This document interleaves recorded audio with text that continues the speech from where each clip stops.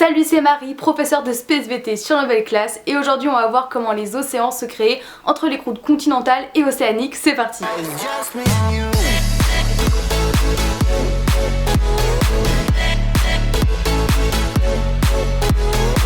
Et oui, on va encore voir un indice du passé géologique. Si tu te souviens bien, dans la dernière vidéo, je t'avais parlé de 2 indices du passé géologique et je t'avais même fait un petit peu de teasing en disant qu'il y en avait 3. Et bien c'est ce 3e indice qu'on va voir aujourd'hui. Si tout ça ne te dit rien, il faut vraiment que tu ailles voir la dernière vidéo de géologie, c'est essentiel, sinon tu vas rien comprendre à cette vidéo. Pour ne plus être perdu en début de vidéo comme ça, je t'invite à t'abonner à la chaîne Nouvelle Classe, comme ça tu ne pourras plus louper aucun cours. Bon, on arrête le suspense, on commence. Dans la précédente vidéo, on avait vu que plusieurs indices nous montraient que la Terre avait bien évolué. Tout d'abord, les différentes zones orogéniques sur les domaines continentaux qui nous prouvent l'existence de plusieurs cycles orogéniques, et les ophiolites qui nous montrent qu'avant les montagnes, il y avait des océans.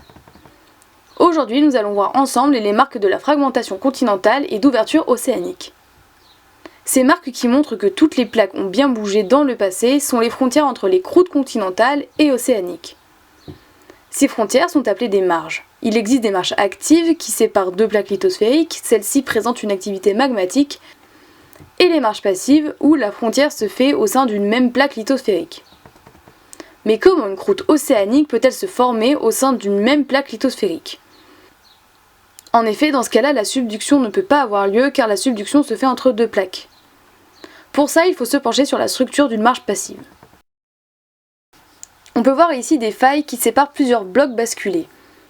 Ces failles témoignent d'une fracture et d'une extension de la croûte continentale. Les deux croûtes continentales vont tellement s'éloigner qu'un fossé, appelé rift, va être créé. Les deux croûtes vont continuer à s'éloigner, ce qui va mener au dépôt de différents sédiments au fil du temps. La sténosphère va aussi se soulever, ce qui va mener à la création d'un océan, comme on l'a vu en première avec le magma remontant, etc. Cela va donc bien mener à la création d'un océan au sein d'une marge passive. Ce rift et ses blocs basculés sont caractérisés par des couches de roches en forme d'escalier, comme on peut le voir sur la photo ici.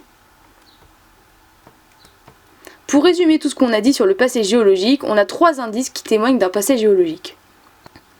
En premier, les différentes zones orogéniques ou roches aux âges différents qui prouvent l'existence de plusieurs cycles orogéniques.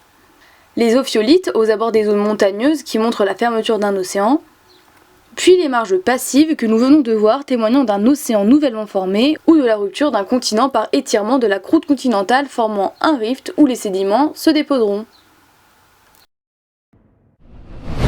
Et voilà, c'est le dernier chapitre de géologie à proprement parler. J'espère que tu as bien fait le lien entre toutes les vidéos que je t'ai faites. Si tu as encore un peu de mal, n'hésite pas à re-regarder les vidéos encore une fois, faire des pauses et même t'aider des fiches qui sont disponibles sur le site internet de novelclass.com. Elles sont plus synthétiques et t'aideront vraiment à dégager l'essentiel de chaque cours. Tu as juste à aller dans la description et on se retrouve donc tout de suite sur novelclass.com.